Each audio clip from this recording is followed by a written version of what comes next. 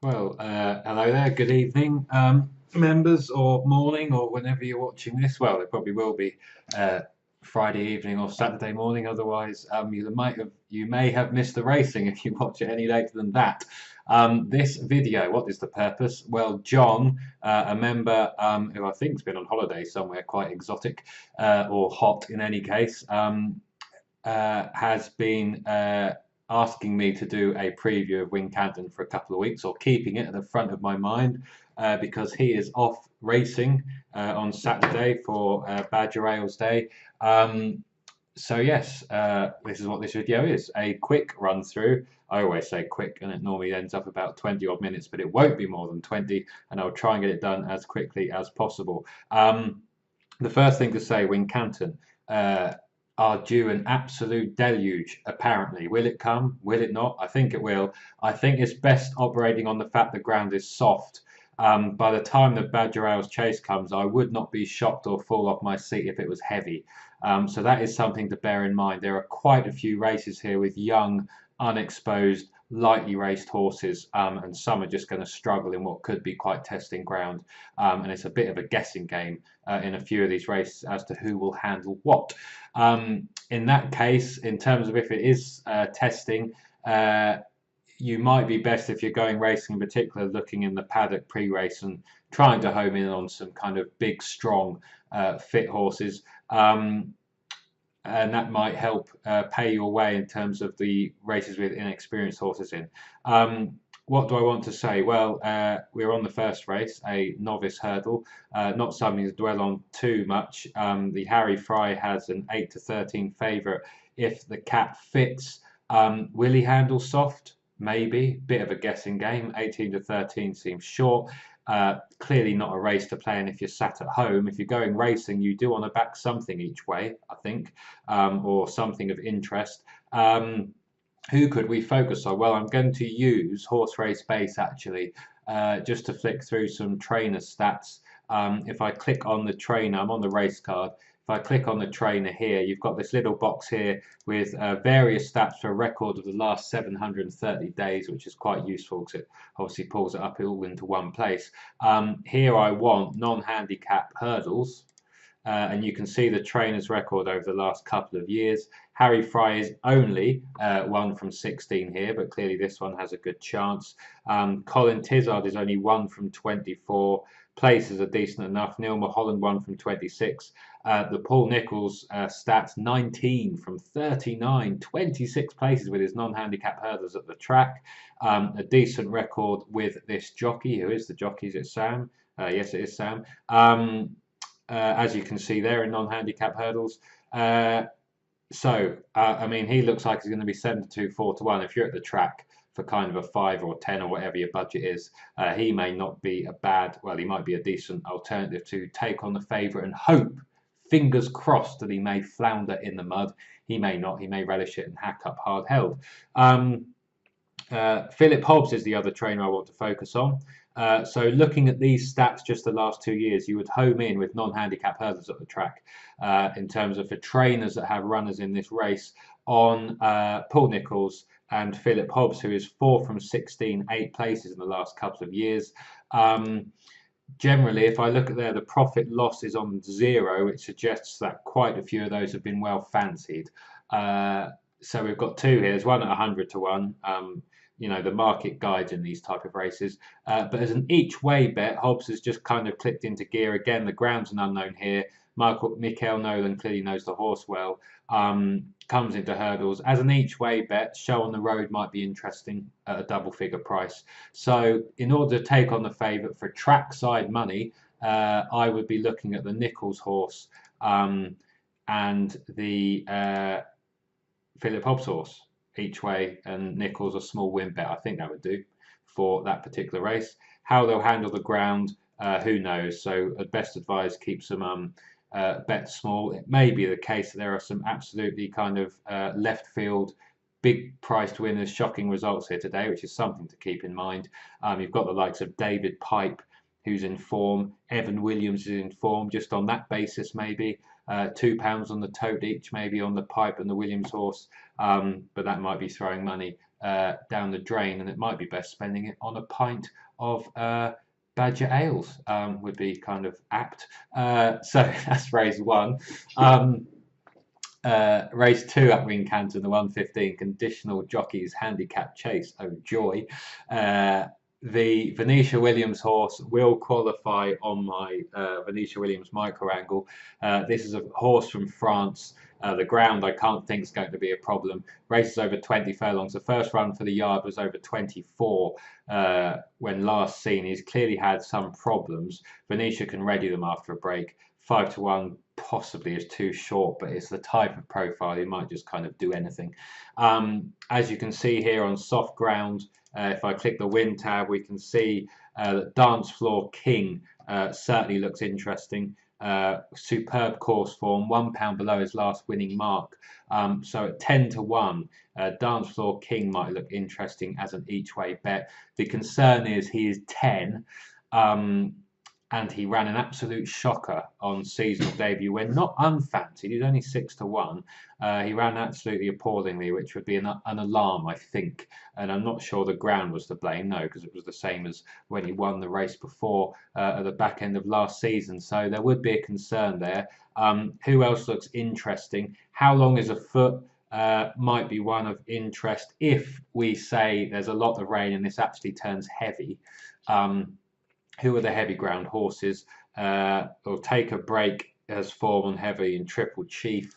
If I look quickly at Take a Break, he gets the visor for the first time. I'm not overly kind of keen. The Trip is an unknown. I'm not sure if he stays, and he looks madly out of form. They reach for headgear as a kind of last resort. Triple Chief would interest me if Kevin Frost wasn't 0 from 33 at Wincanton in the last 5 years, nor 1 from 78 with jumpers over the middle distance of kind of 2 mile 4, 2 mile 5 furlongs, or 3 from 53 in chases in general. So that would be a concern. This horse, if you went on the horse basis, is kind of in form, but probably running in mediocre races. And he's yeah. I'm sorry, I'm just doing this live, a lot of this, and things crop into my head as it always does when I'm looking at what's in front of me. He is, yeah, what's he, £11 above his last winning mark, and Gethins may well have had a bit of a claim back in March as well, so he's actually might be a bit higher in the weights. What else do I want to say? Yes, How Long Is a Foot? That was the one that was interesting, sorry. If this is soft, he's a bit of a monkey, but Frost has been kind of riding well. I think, is she the one attached with Nichols? I think. Might be of some interest. But again, he returned and got beat 95 lengths in a Class 2 chase, and was kind of tailed off. Chris Gordon's in form. So this really is, I've kind of nearly mentioned every horse, haven't I? And I might not even have mentioned the winner. This is a tricky race. Maybe Dance Floor King small each way bet, just if he is revived somehow, or he desperately needed that run on his return. He might be of some interest each way. Not a race I'd want to go mad on, and some kind of interest in the Venetia Williams horse might be fun as well. The Bowen horse is in form, but there's a ground question, big ground question. Pace, let's have a look at pace, always important in chases. Cody Wyoming might be up there. Play the Ace might be, but on this ground, I doubt he'll be able to get away if there is a lot of rain. Dance Floor King races prominently. Again, so that kind of increases his chance as an each way bet. Yeah, he might be tailed off again, but I'm not going to bet in the race sat at home. If I was at the track, I might have a small each way dabble on Dance Floor King and hope that he can kind of bounce back into some form. So that'll do for that race. That's not one I have an overly strong view on. If you are going racing, or John, if you're watching this, you can visualize that Instant Expert tab there. I suppose I should look at the stats for this particular race. What is it? It's a handicap chase. Chase, and you can have a look at the trainers record there. Yeah, Venetia Williams 3 from 17. Most of these do okay. Nick Mitchell 1 from 4. That is probably this horse. This is only in the last 2 years, remember. Gordon's done okay here. Actually, there's a lot of small numbers there, so I wouldn't worry about trainer records at the track in this type of race particularly. But yes, that is interesting enough. What else? He gets a useful claim as well, and young Houlihan is a decent enough jockey, so that might be of some interest. Should I look at speed ratings? How long is a foot is a massive speed rating here, so that does catch the eye. So maybe the short list of three would be How Long Is a Foot, Dance Floor King, and the Renisha Williams horse, but 5-1. Ooh, might be on the short side. We'll see. Do with that information as you please. They're probably the three that I would home in on and work out what to back if I was at the track. Then we move on to the 150. I've ticked round to 10 minutes. Blimey, we're flying by. So if we're on soft, we can have a look at this. Secret Door looks interesting. There's two here with proven winning form in the class, On Demand and Secret Door. Secret Door's £10 above her last winning mark. Nothing is actually underneath this that's got kind of a win to their name recently. So that's interesting. On Demand clearly likes the track. Let's have a look at pace. Jasper's Dream is a qualifier on the stats, isn't she, for Nichols, which might be interesting enough, especially given that they might try and make all. We'll see if she's fit. Does Jasper's Dream handle soft ground? Yeah, heavy, so no problem there. Made all. That was a listed race. It's a bit of a drop in class. Got the claim, which they might view as being needed. Pulled up when last seen, but you never know. 12-1 might be an interesting each way bet, and is the only stats qualifier in this race. It really is full of kind of 5 and 6 year olds with kind of in form, probably lightly enough race. It looks a bit of a challenge. But yeah, Jasper's Dream's going to be up there. Let's have a look at handicap hurdles, should we? As I flick through trainer. Yeah, mum. Handicap hurdles, track. We've got Mulholland. Nichols clearly does well there.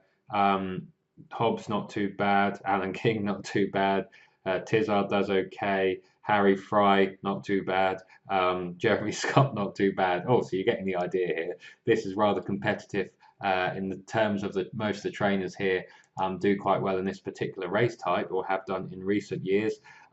So yeah, then we're kind of on the ground. Now, if the ground is heavy, do any of these have heavy ground, proven heavy ground form? Well, Jasper's Dream does, and that probably confirms that as being a bet. And certainly no reason not to have a go. And she is an Elite Squad Plus qualifier on the members stats. So on that basis, I'd probably have a go. 12s, you'd expect she might shorten a bit. And the Organist has heavy ground form. There's a few that have place form, but only once. Well, Jasper's Dream on heavy is yet to be unplaced. So if there is a deluge and it is heavy, then that is a definite each way bet, you would think. Hopefully, fingers crossed, she may get out or be up there and stay in the places at worst.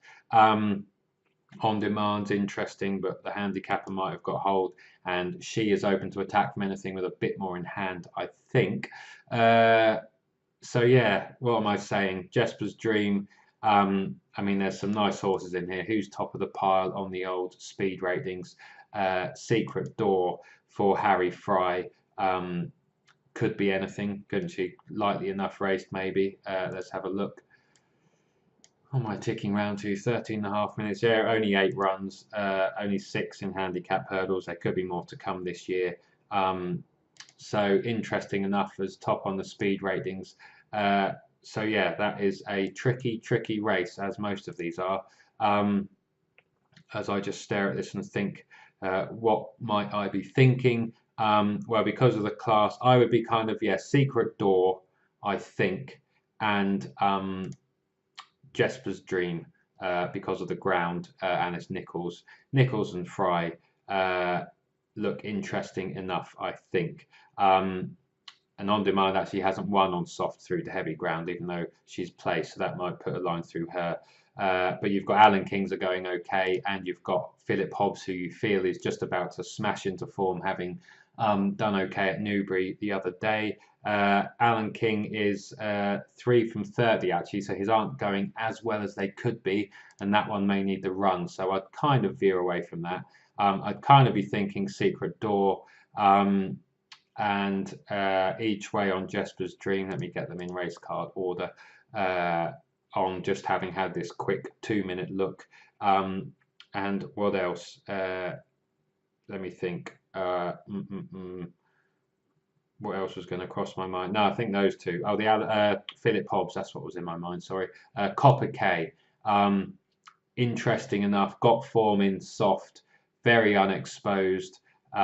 Could be anything. Arrives here on the back of a run. That was a novice chase. Maybe they've decided pretty early that chasing isn't for her.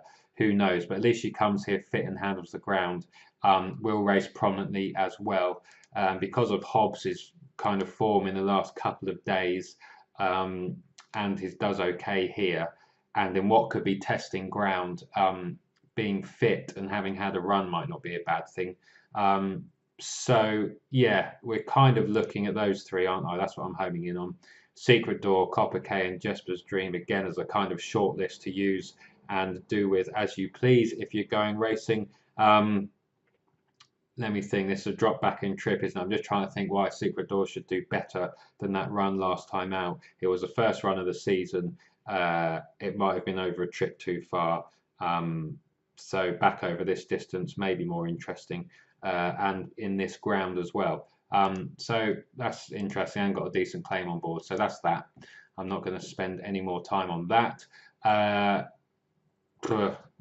Pick one, toss a coin, have some more beer. I'm not even going to bother with that race because I'm just not. The 3 o'clock Wincanton. I think I really like Charbel here for Kim Bailey, who is on fire. Really clicked into gear with bumper horses winning first time up and all sorts. I caught a RUK interview with him earlier after one of his winners at Warwick, and they said they had the choice of a chase, I forget which race in particular, or coming to this race here, which is worth a hell of a lot more money. So this has been a kind of recent enough target, so you'd hope he's kind of been schooled. This is a grade 2. He does look a grade 1 horse. He was going to run Altior very close. Altior may have gone on to win anyway.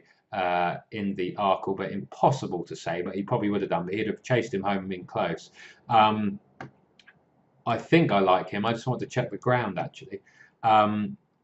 If I have a look, he won his National Hunt flat race on heavy, so he clearly stays, and a novice hurdle on soft.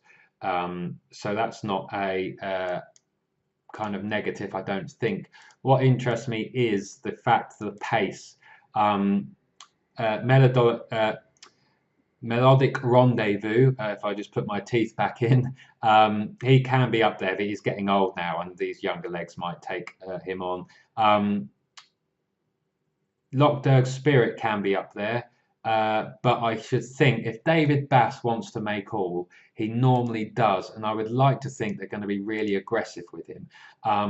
Lockderg Spirit obviously might need the run as well, and there's maybe a ground question, maybe not. But he doesn't have the class necessarily of Charbel, and I hope they just kind of send him forward.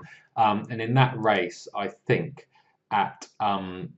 given that run in the Arkle and how he was going to go, maybe he might jump these hurdles a bit too big or whatever. I suspect he'll be fit enough. Kim Bailey is flying, and just because of his class and that pace angle, I'm hoping he'll handle the ground. There's enough form in the kind of the back end. His handicap mark, who knows? It might be too high. It's a bit impossible to say, really. But at 4 to 1, I don't really want to be with Lockderg Spirit. I don't think at 3s. Or London Prize necessarily. He wouldn't have been able to do what Charbel did in the Arkle, that's for sure. I think that would be it. Flying Tiger's a 4-year-old. He's got some decent form, but will need to step up on kind of recent runnings. Zubair, did he win this last year? Possibly. Anyway, I've convinced myself I think that Charbel's the bet, mainly because of that class. And I think Bass is going to try and make all and dictate here and hopefully gallop this lot into submission. I think 4 to 1, given the trainer form, that pace angle, that Arkle run is fair enough. And if I was at the races, that is what I would focus on. I should probably do a separate video on the Badger Ales Trophy Handicap Chase. What a race. This could be soft. Well, it definitely will be soft, you would think by then. What am I ticking around to? 20 minutes. You'd think this would be soft. It might even be heavy. I will do probably a separate, well, I might do a video for the free post. I'm undecided, depends on time. You want to have 11 stone 7 or less on your back. Nothing over, where is my trends sheet gone as I scrabble around? I'm not going to find it, am I? And I don't want to keep you waiting too much longer. Where on earth is that gone? Hold on. Oh, here it is, hidden. What have we got? The last 10 years, yeah, those that had 11 stone 8 or more on their back are 0 from 33 three places, so that gets rid of the top 4 in the weights. There aren't as many or any then after that 10 out of 10 stats, so what I'm about to say may well have excluded the winner, but 8 out of 10 had 1 run or more this season. 8 out of 10 had won at least once in the last 3 starts, and 8 out of 10 were top 4 last time out. Abracadabra, that list leaves, or those 1, 2, 3, 4 stats and trends leave this short list of 5. My eyes are, if this is soft heavy, I'm happy to leave Present Man at single figure odds. I think he will not like the ground. Fact of the matter, I don't think is good enough, 33 to 1. I should add that all 20 of the last 20 winners of this race were won by a horse who was top 9 in the market. So we have 18 runners. That is going to help kind of half the field roughly, although quite a few might be on a similar price. So that's something to bear in mind. It generally isn't a race that goes to a massive outsider. So you can probably discount quite a few on price, actually. These are the 3 that I'm homing in on. I need to do a bit more work. I think it's going to be unlikely that I don't tip these 3, but I'm yet to finally decide. And having said that, and if I didn't tip one of them and one of them now wins, that's going to be annoying, isn't it? I'd possibly chuck Yala Enki in because he is going to qualify on the Venetia angle, and Fletcher's Flyer was another one that looked interesting. But the point here is this is going to be an absolute slog. Actually, if I haven't had a look at every runner yet using horse race space profiling and kind of GGs, which is what I will do. Mr. Mix is interesting at a double figure price.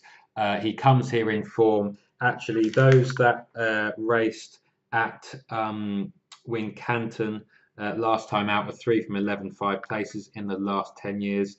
Nichols has won this race 3 times from 20 runners, and 8 have placed within the last 10 years as well. This horse has won last time out. Horses that won last time out were 5 from 10 in the last 10 years, so winning last time out's a positive for him. The question was the ground, but if I look back here to that novice hurdle at Taunton, the odd run at Exeter here, they suggest that soft, this class 2 handicap hurdle here, they suggest that soft and heavy, excuse me, are fine, or at least in any case with a double figure price, not one to be put off. Harry Cobden, oh God, dodgy throat. Harry Cobden rode this one to victory the last day. I should think he might keep the ride simply because of that. He's in form. I'm not sure what he's beaten there. And I hope they don't hold him up too far back. But there could be a pace burn up in this. And anyway, Mr. Mix at double figure price looks interesting. He stays a bit further. I thought because of the stats and trends boxes he ticks, because of his profile, he was interesting. Victor Tuzain, who won for Venetia. Now, he won't qualify against my micro angle because he's had 1 run in the last 90 days. That rule is there to strip out a lot of losers and a lot of losses systematically, but she does have winners that have had 1 run in the last 90 days within that angle, and that isn't a reason, if you'd like the price, to necessarily be put off. I have yet to check the market with Odds Checker on this one, but a double figure price, Victor Tuzain, he is unexposed over this trip and in this ground, and I really do hope that they race him a bit more prominently. He's only had 9 chase runs. If I look at his runs over 20 furlongs in 25 furlongs in soft, well, that was his first run over it the last day. Boric came out and won since, not won, he ran well in kind of chasing down a well-handicapped horse in second. Massive gap back to the rest. Then in this race at Carlisle, from memory, there's a massive gap back to the rest as well, although some of them may well have needed the run. And early season form in these types of races, when so many horses are running after breaks, should always be treated with a kind of large pinch of salt. But he's fit, he's in form, he stays, he relished climbing up that hill. I just hope they don't get him too far back in this, but the pace setup, they could do too much, possibly, might set up well for him. So Victor Tuzane is interesting enough. Henlon Harry at a double figure price, I'm going to have a go on. He is a slogger, he stays, and he's a prominent racer. You'll see here looking through his form, whereas, yeah, he won in Fosslas Heavy over 21 furlongs, as you know, it was a class 4, but he stayed really well. He took his form to a different level last year. He ran well there. It was in, it was this race at Sandown, the kind of season finale was an absolute cracker. And then he ran well at Uttoxeter as well. I just thought if this turns into a bit of a slog, I mean, he's versatile, it seems. He's got form both on kind of decent ground and heavy. I would like to think that Foss last run, those 2 runs, suggests that heavy isn't a problem. And of course, he does stay very well. He reappeared. He had July, what's that? June, July, August, September. He had 2 months off. He came back over hurdles. Interesting. I wonder if that was just to sharpen him up for a run at this. He's got nothing on his back at 10 stone 2. He's got a further £7 off with the excellent claim of James Bowen. The trainer is in form. He's only had 12 runners here in the last 5 years. None of yet have won, but 3 have placed. Double figure price, that isn't enough really to put me off. I hope they're aggressive with him. With this light rate, it looks like it's kind of been a plan. And I'm not sure how I'm going to be able to knock back him, given he ticks the stats, ticks the trends, and the trainer's in form. He's got a lightweight. He stays longer than the mother-in-law, to use a tired phrase, although I haven't used that one for a while. And that's that, really. I think I have decided that my punting on this race will evolve around those 5, and I think the 3 I started with. Fletcher's Flyer is interesting. The ground a slight question, but I need to have a look at him a bit closer, as I do Yala Enki, who will try and make all or push the pace as well. And as yet, I haven't gone through all the other runners with a fine tooth comb. I will just note it was of interest that Adrian Heskin goes to Aintree, and he does not ride this Tom George horse in a race that is worth quite a bit of cash. So that was interesting. So yeah, have I looked at pace? I have, because I've kind of deselected. You can see here, Yala Enki will be up there. Henlon Harry rarely isn't up there. You see what I say about that pace. Now, in chases and long distance chases, especially in kind of testing ground, I've been caught out before when you look at a pace map and you go, oh, there's loads of pace. But the jockeys may well all chat amongst themselves and decide to be sensible, because if they go off hell for leather in here, not many of them, especially on the front end early, may get home. So as you see, you've got to rely on the jockeys to a bit, and you've got to like the price. This is the most competitive and open of Badger Ales chases I should think there has been for a while. But anyway, Henlon Harry, I want to back one horse who's going to race prominently, and I should think it'll be him. Mr. Mix was held up the last day. Maybe they might race him a bit more prominently today. Fletcher's Flyer can be up there, pulled up when last seen. I suppose there's a question mark about that. Coincidentally, 8 of the last 10, what was I going to say? 8 of the last 10 were top 4 last time out. The other 2 either fell or were pulled up. So that's of some interest as well. Double Shuffle may be up there. I think there's a ground question, so we shall see on that one. Alfie Spinner will try and be up there. I'm not sure if his old legs are going to be quick enough to kind of stay up there in the van. So yeah, that's the pace. That's interesting enough. I suppose I could do, which is what I haven't done yet, and that is tick on to the 335 and look at trainers' records in handicap chases, and we can just scannerize down there. There's none actually here that have a shocking record, do they? No, they're all okay actually. Even Mulholland's a solid 10%. That's okay. Peterborough in the last 2 years has only had 2 handicap chasers that have run here, chasers, and one of them has placed. So definitely not to be put off by those particular stats.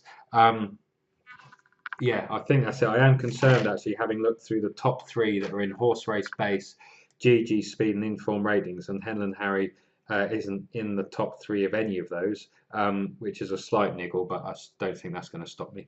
Mr. Mix and Victor Tuzane are in a couple, and various others. It looks quite an open race actually, with a lot of the kind of speed ratings and horse race base ratings quite close together.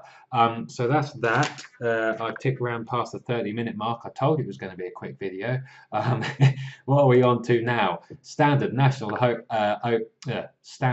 National Hunt Flat Race. Oh no, so yeah, immediate open national, intermediate open national hunt flat race. Blimey, I'm struggling to read. What's the time? Nearly 6 p.m. Been a long day. What are we going to go with here? Well, we've got the Emma Lavelle horse, who had a winner today, and I think is in better form than she was. And she, does okay with her first time starters at Wincanton at a double figure price. I would want to back Celtic Joy. And then you're probably being guided by the market. You've got some big yards here. If I look at National Hunt Flat in the, what race are we? The 410. National Hunt Flat races, trainers, last 2 years. Harry Fry's 2 from 4. Lavelle's run 4 and 2 have placed, so that might be an each way bet for Celtic Joy. Paul Nicholls is 5 from 10, 7 places. Honeyball, Anthony Honeyball does fine. That might be definitely a race to have a look in the paddock and test your paddock eye and see if anything kind of jumps off the page. You've got a Tizard horse here that is quite well fancied, but again, the ground's a bit of a total unknown, which makes 6 to 4 a bit short to my eyes. Evan Williams is going well. And that might be of interest maybe. Honeyball has kind of clicked into gear today as I speak at Fontwell, so those stats look a bit better than they were. He had 2 winners there today. He can ready one, so that really is a take your pick, isn't it? I would go with something at a price, taking 4 to 1 in this kind of ground, even with the trainer records, the likes of the Fry horse or the Nicholls horse, or the Tizard horse might be short enough. You'd kind of be looking at the Evan Williams horse at 8s, the Honeyball horse at 8s, and Emma Lavelle's at 12s. I think I'd probably, if I was going racing, spread some shrapnel across all those 3 if their prices hold, and they might give you a run for your money, or they might not. That is the risk you take in such races as that. So that's that really. 32 minutes. I was going to try and keep it kind of at 20, but we've overshot there. Never mind. I hope you found that of some interest, of some use. That can liven up your Friday evening. And yeah, that's me saying hopefully there are a few winners in there. We've had a good run on some of the kind of Mark Your Carly, the videos or notes. It clearly all due to come crashing down at some point, and maybe it will be at Wincanton. Fingers crossed that it's not. There's a few of interest there. The ground could be anything, could be soft, could be heavy. Pays your money, takes your chance. So enjoy the rest of your evening or the rest of your punting Saturday or whatever you're doing whenever you watch this video. And this is Josh saying thanks for watching and bye for now.